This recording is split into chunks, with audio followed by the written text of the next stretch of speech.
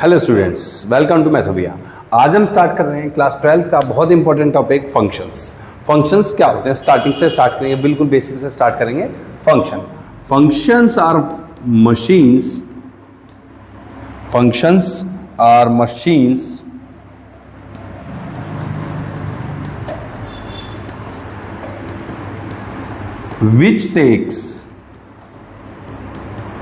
which takes some input and gives unique output.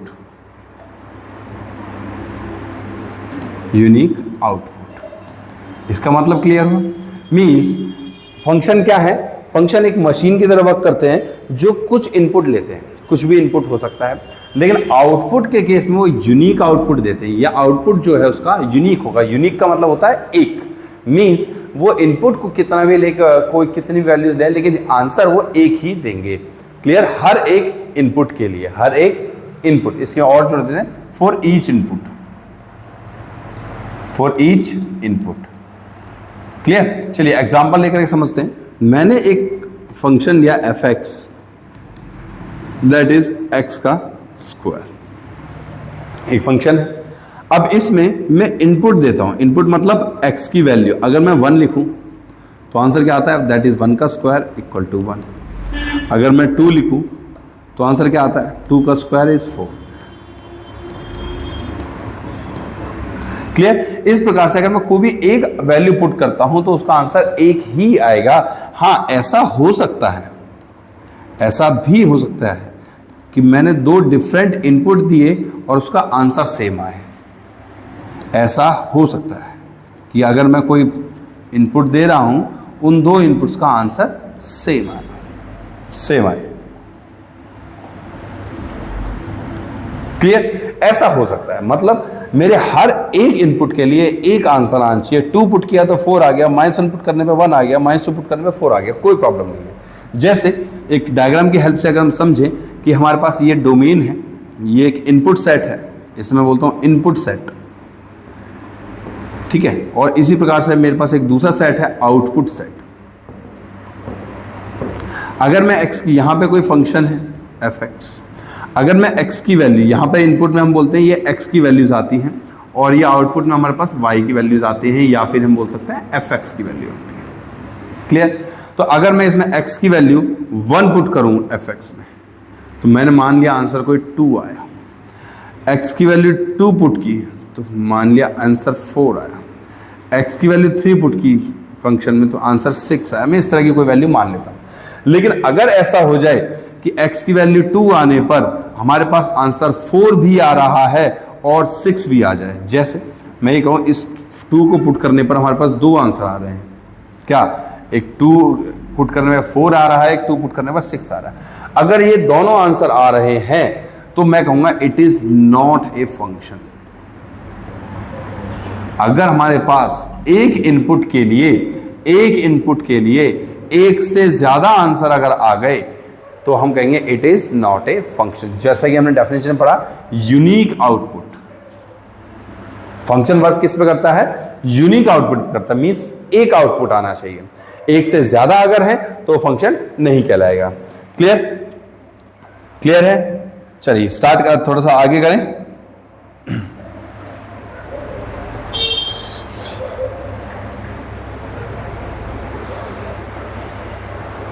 ठीक है, चलो आगे स्टार्ट करते हैं फंक्शंस को इसी से।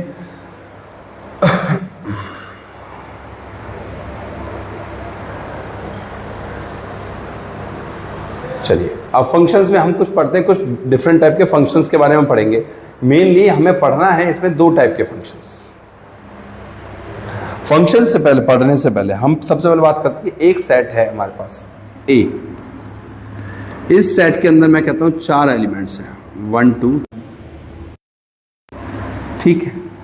ये ए सेट है, जिसे हम बोलते हैं इनपुट सेट।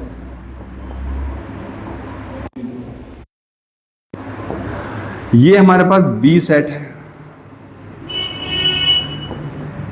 जिसे हम बोलते हैं आउटपुट सेट।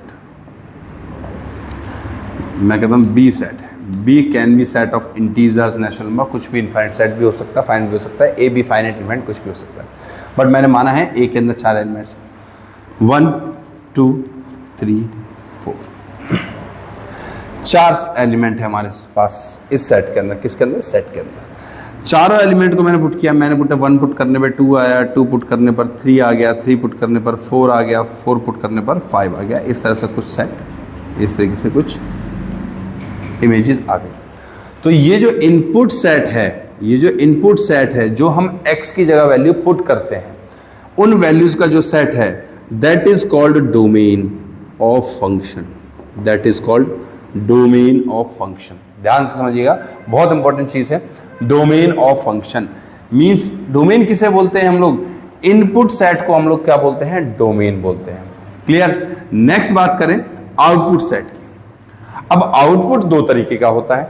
2 तरीके मींस, एक जो हम लोग एक्सपेक्ट करते हैं कि ये आउटपुट आना चाहिए। मैंने एक्सपेक्ट किया कि इंटीजर्स आने चाहिए, पर क्या सारे इंटीजर्स आ सकते हैं? मैं तो 4 ही वैल्यू पुट करता हूं तो मेरे पास 4 ही वैल्यू आएंगी। तो फंक्शन है, फंक्शन यूनिक आउटपुट देता है। मैं 5 वैल्यू पुट करता हूं तो 5 वैल्यू आएंगी, ठीक है। लेकिन क्या जरूरी है, क्या जरूरी है कि सारे के सारे एलिमेंट आ जाएं जो हमारे पास इसके अंदर तो इनफाइनाइट एलिमेंट्स आ रहे हैं? नहीं, जरूरी नहीं है। जैसे यहाँ से माइनस के नंबर रह गए, प्लस के नंबर रह गए, बहुत सारे नंबर रह जाते हैं, ठीक है, एंड सो ऑन।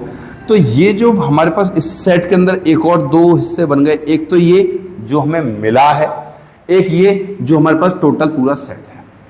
तो ये जो टोटल आउटपुट सेट है, कौन सा output? Possible output set, possible output set. ये जो पॉसिबल आउटपुट सेट है, इस पॉसिबल आउटपुट सेट को हम लोग क्या बोलते हैं? इसको हम बोलते हैं कोडोमेन। क्या बोलते हैं? कोडोमेन। पॉसिबल आउटपुट सेट को हम लोग क्या बोलते हैं? कोडोमेन। और ये जो एग्जैक्ट आउटपुट हमें मिला, exact output set is called range. ये बहुत इंपॉर्टेंट पार्ट है बच्चे, कि जो एग्जैक्ट आउटपुट सेट जो मिलता है, जैसे हमारे पास एग्जैक्ट आउटपुट क्या मिला? 2 3 4 5। ये जो एग्जैक्ट आउटपुट मिला है that set is called range set. और जो हमारे पास पॉसिबल आउटपुट था, कि पॉसिबल क्या था कि इंटीजर पुट किए हैं तो इंटीजर्स आंसर आ जाने चाहिए जो मैंने एक्सपेक्ट किए थे, that is called possible output set, that is called codomain. Clear? इन 3 चीजों पे ही, डोमेन, कोडोमेन और रेंज, ये पूरे फंक्शन का टॉपिक आधारित है। क्लियर है? पूरा के पूरा फंक्शन जो है बेस करता है डोमेन, कोडोमेन और रेंज पर। अगर आपने किसी फंक्शन की डोमेन, कोडोमेन और रेंज को अच्छे से समझ लिया, अच्छे से वो रेंज निकालनी आ गई, कोडोमेन निकालना आ गया, डोमेन निकालना आ गया, तो आप किसी भी फंक्शन को बहुत आसानी से सॉल्व कर सकते हैं। ठीक है, चलिए स्टार्ट करें इसके आगे। ठीक है, ये क्लियर हुआ? आगे हम इसके बात करेंगे फंक्शन में डोमेन, कोडोमेन और रेंज कहाँ से आई, एक्चुअल में ये बनते कहाँ से हैं। इससे पहले हमने पहले की वीडियोस में हमने रिलेशन के बारे में पढ़ा है कि रिलेशन क्या होता है। रिलेशन से ही फंक्शन बनता है, रिलेशन से ही फंक्शन बनता है। जैसे मैं एक रिलेशन सेट लिखता हूँ, R is a relation set 1 2 1 3 1 4 2 3 2 5। अब इस तरह का कोई सेट है। अब ध्यान दो, ये एक रिलेशन सेट था, इसमें मेरे पास 1 एलिमेंट है और 2 एलिमेंट है। ये दूसरा सेट था, इसके अंदर हमारे पास 2 है, 3 है, 4 है, 5 है, 6 है, कुछ भी XYZ एलिमेंट है। मैंने कहा 1 एलिमेंट किस किस से रिलेट हुआ? 1 एलिमेंट 2 से रिलेट हो गया, 1 एलिमेंट 3 से रिलेट हो गया, 1 एलिमेंट 4 से भी रिलेट हो गया, 2 एलिमेंट 3 से रिलेट हो गया, 2 एलिमेंट 5 से रिलेट हो गया। अब आप समझें, एक एलिमेंट 1 पुट करने पर हमारे पास 3 वैल्यू से कनेक्शन आ रहा था। मतलब x की वैल्यू अगर मैं इसे x कहूँ और इसे fx कहूँ, तो x की वैल्यू 1 पुट करने से, x की वैल्यू 1 पुट करने से मेरे पास y की वैल्यू 3 आ रही थी। तो हमने फंक्शन की डेफिनेशन में क्या पढ़ा था कि ये जो इस तरह की जो मैपिंग, इस तरह की जो टर्म है, इट इज नॉट फंक्शन। क्यों? क्योंकि हम लोग फंक्शन में पढ़ते हैं कि यूनिक आउटपुट मिलना चाहिए, so it is not function. लेकिन अगर कोई रिलेशन सेट मुझे इस प्रकार से लिख करके दे दिया जाए 1 2 2 4 3 6 4 12 एंड सो ऑन, इस तरीके से लिख के दे दे। तो जरा देखें 1 2 3 4, इधर 2 4 6 12, 1 का आंसर 2, 2 का आंसर 4, 3 का आंसर 6, 4 का 12। तो आप देखिए हर एक एलिमेंट, ये x है, ये y equal to f x लिख सकते हैं। हर एक वैल्यू इनपुट के लिए एक आउटपुट मुझे मिल रहा है, सिर्फ एक आउटपुट मिल रहा है। जरूरी नहीं है कि सारे डिफरेंट डिफरेंट हो, मे भी ऐसा भी हो सकता था कि हमारे पास ये जो एलिमेंट है, ये जो इसके अंदर एक और एलिमेंट मैं कहता हूँ 5 है, इसका एलिमेंट आंसर भी 12 आता, कोई दिक्कत नहीं थी कि हम लोग यहाँ पर लिख दे 5,12 भी आ रहा है, कोई प्रॉब्लम नहीं है। मैंने 5 पुट किया, आंसर कितना है 12, मैंने 4 पुट किया, आंसर कितना है 12, मैंने 3 पुट किया, आंसर कितना है 6, कोई बात नहीं, एक आंसर आ रहा है ना। तो अगर मैं एक एलिमेंट इसमें पुट करता हूँ, एक x की वैल्यू पुट करता हूँ, आंसर भी हमारे पास y की वैल्यू भी एक ही आनी चाहिए। अगर 2 आ रही हैं या 2 से ज़्यादा आ रही हैं तो फंक्शन नहीं कहलाएगा। तो इस तरह के रिलेशंस को क्या, जिसमें जो हमारे पास एक एलिमेंट को किसी एक ही एलिमेंट पर रिलेट करता है, एक ही एलिमेंट से रिलेट करता है, डिफरेंट सारे एक एलिमेंट को एक से ज़्यादा पर रिलेट नहीं करता, that relation is called function. उसी रिलेशन को ही हम क्या कहते हैं, फंक्शन। और उसी रिलेशन सेट का ये जो फर्स्ट एलिमेंट होता है that is called domain, and जो सेकंड एलिमेंट होते हैं that is called range. Clear है? आई होप ये समझ में आया होगा कि फंक्शन क्या है, डोमेन क्या है, रेंज क्या है। अब हम इसके आगे बढ़ते टाइम हमें मेनली 2 टाइप के फंक्शंस पढ़ने हैं। क्लियर? 2 टाइप के फंक्शंस पढ़ने हैं। कौन कौन से? First is one one function. Clear? First is one function and second is onto function. First हमें पढ़ना है वन फंक्शन। 2 ही टाइप के फंक्शन हमें पढ़ने हैं, that is one function. One function क्या कहता है? वन फंक्शन की डेफिनेशन के हिसाब से चलते हैं। फर्स्ट ऑफ ऑल स्टार्टिंग से कि if x1 equal to x2 then fx1 equal to fx2 for all x1 x2 belongs to domain. Clear है? इसी के साथ इसकी एक और डेफिनेशन है, if x1 not equal to x2 then fx1 not equal to fx2 for all x1 x2 belongs to domain. मतलब क्या कहना चाहता है कि अगर मैं यहां डोमेन से ये डोमेन सेट है, ये कोडोमेन सेट है, अगर मैं ये कहूं कि मैं यहां डोमेन से 2 वैल्यूज उठा रहा हूं, एक x1 नाम से, एक x2 नाम से, अगर तो मैं कहूं कि x1 की वैल्यू 2 है और x2 की वैल्यू 3 है, अगर तो ये दोनों डिफरेंट हैं, अगर ये दोनों डिफरेंट है, नॉट इक्वल हैं, तो यहां पे जो वैल्यू आती है जिसे हम बोलते हैं fx, तो आंसर आएगा fx1 और fx2। तो इनकी जो वैल्यूज हैं, जो इनका आंसर है, मैंने बोल दिया ये कोई नंबर आ रहा 5, ये कोई आ रहा 7, तो ये भी डिफरेंट होनी चाहिए, ये भी बराबर नहीं होनी चाहिए। और अगर मैं गलती से कहूँ कि एक ही फंक्शन में 2 बार पुट करूँ कि x की वैल्यू x3 और x4 लिखता हूँ, कि अगर x3 की वैल्यू भी मैं कोई नंबर लिख देता हूँ 6 और x4 की वैल्यू भी लिखता हूँ 6, तो यहाँ पे जो आंसर आएगा कौन सा, fx3 और fx4। तो ये आंसर मैं बोलता हूँ x3 का आंसर आया कोई 10, तो x4 का आंसर भी क्या आना चाहिए 10। मीन्स अगर मैं इन दोनों वैल्यूज को बराबर लेकर के चल रहा हूँ तो इसके जो आंसर है, इसकी जो मैपिंग है, इसका जो फाइनल आंसर है, इसकी जो इमेज है, वो दोनों बराबर आनी चाहिए। और अगर मैं इन्हें नॉट इक्वल लेकर के चल रहा हूँ तो इन दोनों का आंसर नॉट इक्वल आना चाहिए। Is that clear? तो अगर इस तरह की कंडीशन पूरे डोमेन के एलिमेंट्स के लिए सेटिस्फाई हो रही है, then we said the function is one function. That means the function is one function. Means और सिंपल भाषा में समझें तो यहाँ पर ये x की वैल्यूज डोमेन में, ये एफ एक्स की वैल्यूज कोडोमेन में। मैं यहाँ लिखता हूँ 1 2 3 4, यहाँ पे कोई भी A B C D E। ये कहता है कि यहाँ की हर एक वैल्यू के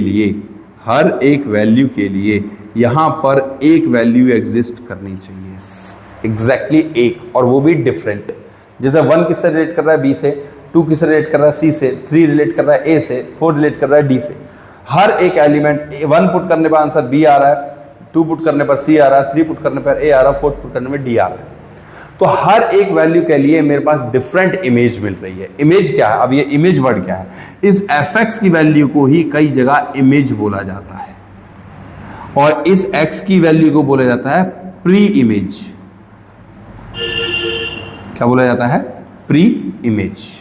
क्लियर है? तो x की वैल्यू के लिए fx की वैल्यू सारी वैल्यू डिफरेंट मिलनी चाहिए।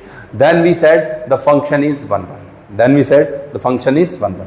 तो अब हम क्या करते हैं, इसके कुछ एग्जांपल लेके देखते हैं।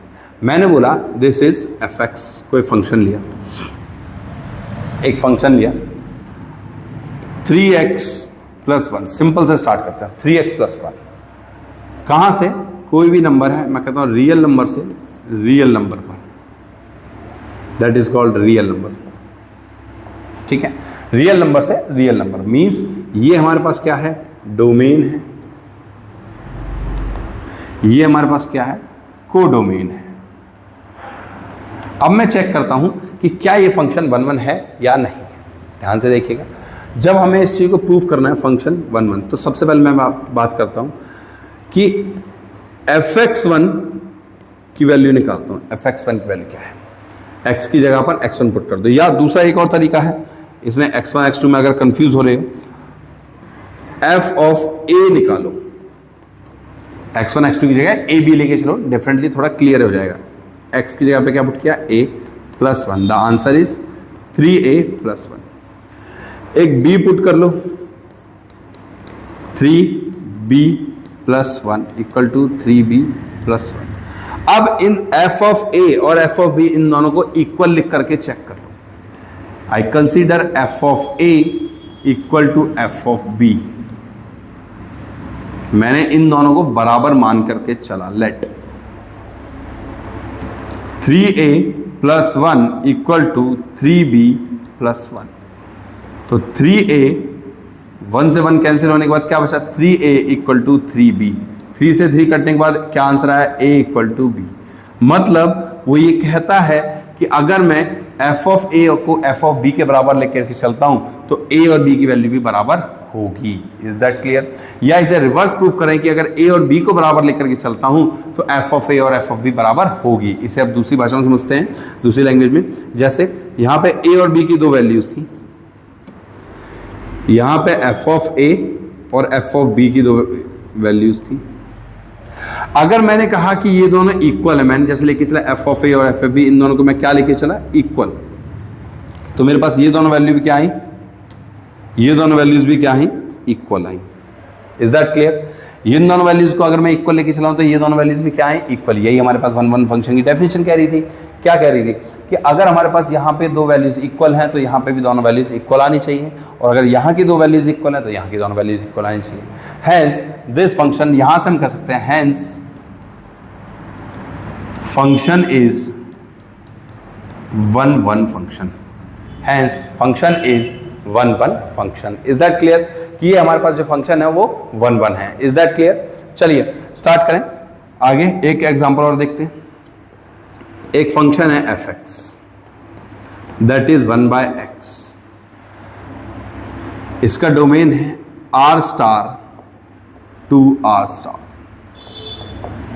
ठीक है, r* से लेके r*। ये r* क्या है पहले इसको समझ लेते हैं, थोड़े सिंबल्स को समझ लेंगे तो आसानी होगी। r* का मतलब क्या होता है? r* का मतलब होता है रियल नंबर्स -0। रियल नंबर्स तो सारे हैं, लेकिन उसमें सिर्फ एक एलिमेंट नहीं है, एक नंबर को कंसीडर नहीं करना है, किसको? 0। ठीक है, चलिए हम स्टार्ट करते हैं इसी को। f ऑफ a अगर निकालें तो 1/a, f ऑफ b, ये सबसे सिंपलेस्ट फॉर्म है, तरीका है इसको प्रूफ करने का एफ ऑफ बी, तो हम लेके चलते हैं let F of A equal to F of B, that is 1/a equal to 1/b। Clear? इन दोनों को हमने बराबर कर लिया, तो क्रॉस मल्टीप्लाई अगर करके देखें इसको, देखो एफ ऑफ 1/a 1/b बराबर है, और हम जानते हैं क्या कि a और b दोनों की वैल्यू क्या नहीं होगी, जीरो नहीं होगी, क्योंकि हमने पहले बता दिया आर स्टार का मतलब क्या है, जीरो को हटा करके कोई भी रियल नंबर। तो अगर क्रॉस मल्टीप्लाई करें तो आंसर क्या है, क्या है, b equal to a, b equal to a आ गया। Hence the function is 1 1, hence function is 1 1। क्यों 1 1 है? क्योंकि हमने क्या बोला, f of A equal to F of b. हमने क्या बोला कि ये जो हमारे पास चीज़ें होती हैं, एक होता है हमारे पास डोमेन, एक होता है हमारे पास कोडोमेन। इसके अंदर हमारे पास दो वैल्यूज आती हैं, एफ ऑफ ए और एफ ऑफ बी। अगर मैं इन दोनों को बराबर लेके चलूँ और ये साबित कर दूँ ए और बी बराबर हैं, इन दोनों को बराबर लेके चला और साबित क्या किया, ए और बी बराबर है, तो मैं कहूँगा द फंक्शन इज 1 1। क्लियर है? आई होप 1 1 फंक्शन क्लियर हो गया होगा सभी को। चलिए स्टार्ट करें आगे। नेक्स्ट स्टार्ट करते हैं onto functions. Onto functions होते क्या है, ठीक है, पहले ये स्टार्ट करें कि ऑन टू फंक्शंस होते क्या है। ऑन टू फंक्शन की डेफिनेशन है, ऑन टू फंक्शन की डेफिनेशन क्या कहती है, ऑन टू फंक्शन की डेफिनेशन कहती है f x equal to y, f x equal to y such that for all y belongs to codomain there exists x belongs to domain, at least one x belongs to domain। Clear? ये है on to की definition. इसका मतलब क्या है, एक मतलब समझ लेते हैं इसका, कि हमारे पास ये डोमेन है, डोमेन मीन्स x की वैल्यू, डोमेन मीन्स x की वैल्यूज का सेट। ये हमारे पास कोडोमेन है, कोडोमेन मीन्स y की वैल्यूज का सेट, कोडोमेन मीन्स y की वैल्यू का सेट। ठीक है, अब मैं यहां पे कोई नंबर लिखता हूं ABCD, यहां पे कुछ नंबर होंगे 1 2 3 4। मैं कहता हूं कि यहां पे आने वाली हर एक वैल्यू के लिए, यहां पे आने वाली हर एक वैल्यू के लिए यहां पे एक x ऐसा आना चाहिए कि यहां की वैल्यू यहां से कनेक्ट हो जाए, यहाँ की वैल्यू यहाँ से किसी ना किसी नंबर से कनेक्ट हो जाए। यहाँ पर कोई भी वैल्यू, यहाँ पर मीन्स कोडोमेन में कोई भी वैल्यू ऐसी नहीं होना चाहिए जिसकी प्री इमेज मुझे यहाँ पर ना मिले। क्लियर? ये कहता है ऑन टू फंक्शन। ठीक है, और अगर समझने, ये तो हमने समझने की बात की। अगर बात करें हम इसके काम करने की, अगर हम इसके काम करने की बात करें तो काम करने के लिए हमें इतने ज़्यादा फॉर्मेट की जरूरत नहीं है समझने के लिए, हमें सिर्फ दो बातें मेन समझनी है। ऑन टू फंक्शन को प्रूफ करने के लिए मैं एक एग्जांपल लेके बताता हूं। मैंने बोला एक एफ एक्स है, f x equal to 3x plus 1, function from real number to real number. ठीक है, that means this is domain and this is codomain. Clear? Clear है? तो मैं सबसे पहले फंक्शन की definition f x equal to y definition कहता है, तो मैं इस फंक्शन को पुट करता हूं 4 on 2, 4 on 2। Onto function check करने के लिए मैं इस फंक्शन को, इस एफ एक्स को पुट करता हूं equal to y. F x की वैल्यू क्या है, 3x plus 1 equal to y. तो x की वैल्यू यहां से हम निकालेंगे, कितना आएगा, y minus 1/3। Clear? y minus 1/3, x equal to y minus 1/3। ठीक है, अब मैं ये कहता हूं कि x की वैल्यू हमारे पास आएगी, तो यहां पे हमें सिर्फ दो चीज चेक करनी है। ऑन टू फंक्शन के लिए हमें सिर्फ दो बातें चेक करनी होती है। पहली कि क्या ये फंक्शन, ये जो फंक्शन बना है इसे मैं नाम दे देता हूं g ऑफ y फंक्शन। क्या है, g ऑफ y फंक्शन। क्या ये फंक्शन y की किसी भी वैल्यू के लिए नॉट डिफाइंड है? चेक करते हैं। y की वैल्यू क्या है, y की वैल्यू कोडोमेन में से आती है, x की वैल्यू डोमेन में से आती है। चेक करते हैं y की किसी वैल्यू के लिए क्या ये नॉट डिफाइंड है, नहीं है। पहली कंडीशन ठीक है। दूसरी कंडीशन, इस वैल्यू को, x की इस वैल्यू को सब्स्टिट्यूट करते हैं फंक्शन में, सब्स्टिट्यूट करते हैं फंक्शन में। फंक्शन में means f of y minus 1/3, ये सब्स्टिट्यूट करते हैं किसकी जगह पर, x की जगह पर। 3 multiply y minus 1/3 minus plus 1, तो 3 से 3 कैंसिल आउट, क्या बचा, y माइनस 1 प्लस 1, तो ये भी कैंसिल आउट। क्या आंसर आया, y। अगर ये फंक्शन सॉल्व होकर के y के बराबर आ जाता है तो हम कहेंगे hence function is onto, hence function is onto. Is that clear? दो बातें हमें चेक करनी है। पहला कि y की किसी वैल्यू के लिए, कोडोमेन की किसी वैल्यू के लिए ये फंक्शन नॉट डिफाइंड नहीं होनी चाहिए, पहली बात।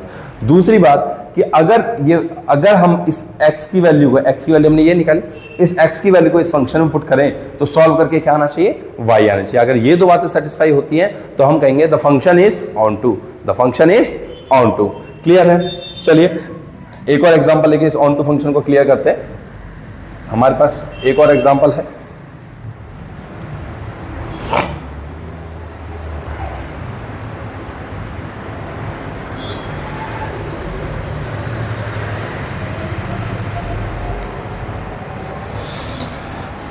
एक फंक्शन है f x equal to x minus 1 upon x minus 3। ठीक है, डोमेन है real number -3 to real number -5। ठीक है, क्लियर? इसमें चेक करते हैं for onto. Onto के लिए हमने क्या बोला, ऑन टू फंक्शन के लिए हमने क्या बोला, f x equal to y. इस फंक्शन को किसके बराबर पुट करेंगे, y के, x minus 1 upon x minus 3 equal to में y, क्रॉस मल्टीप्लाई करें तो x minus 1 equal to y into x minus 3। Put करते हैं x minus 1 equal to x y minus 3y। इसको शिफ्ट करते हैं x minus x y equal to minus 3y plus 1। तो यहाँ पे आया x कॉमन लेने से 1 minus y equal to 1 minus 3y। तो हमारे पास x is equal to 1 minus 3y upon 1 minus y, ये वैल्यू बनती है। सॉरी, इसको एक चीज़ करेक्ट कर ले, ये डोमेन है r-1। ठीक है, ये हमारे पास हो गया। अब देखिए चेक करते हैं, दो बातें हमने जो सीखी थी वही दो बातें चेक करेंगे। क्या y की किसी वैल्यू के लिए ये फंक्शन नॉट डिफाइंड है? नॉट डिफाइंड हमें पता है कौन कौन सी फॉर्म्स होती हैं। क्या ये फंक्शन नॉट डिफाइंड हो रहा है सिर्फ 1 के लिए, और 1 हमारे पास ऑलरेडी कोडोमेन में से हटा दिया गया है। दैट मीन्स इस फंक्शन की पहली कंडीशन तो ओके है, डन। अब दूसरी बात, दूसरी कंडीशन क्या कहती है, इस x की वैल्यू को इसमें सब्स्टिट्यूट करते हैं। चलिए पुट करके देखते हैं, f of 1 minus 3y upon 1 minus y equal to, put करें x की जगह क्या पुट करें, 1 minus 3y upon 1 minus y minus 1 upon में 1 minus 3y upon 1 minus y minus 3। इसका एलसीएम लेके सॉल्व करते हैं। इसको आप जब सॉल्व करेंगे तो इसको एलसीएम लेके सॉल्व करें, क्या आएगा, 1 minus 3y minus 1 plus y divide by upon में 1 माइनस वाई, और इसके डिवाइड में 1 minus 3y minus 3 plus 3y divide में 1 माइनस वाई। तो ये तो हमारे पास कट गया, cancel out, minus 3y plus 3y done. क्या बचा, ऊपर बचा माइनस का 2y, और यहां पर भी कितना बचा, माइनस का 2, -2 से -2 कट गया, क्या आंसर आ गया, y। हेंस इस फंक्शन को सॉल्व करके इक्वल टू में आंसर क्या आ रहा है, y। That means function is onto. इसका मतलब क्या है कि ये फंक्शन क्या है, ऑन टू फंक्शन है। मीन्स अब हमने जैसा बताया था कि if the function is f(x) is 1 1 and onto both, 1 1 and onto both, अगर कोई फंक्शन 1 1 भी हो और ऑन टू भी हो both, then it is called bijective function, it is called bijective function. Clear है? अगर कोई फंक्शन, अगर एक फंक्शन 1 1 भी हो और ऑन टू भी हो तो फंक्शन कैसा कहलाता है,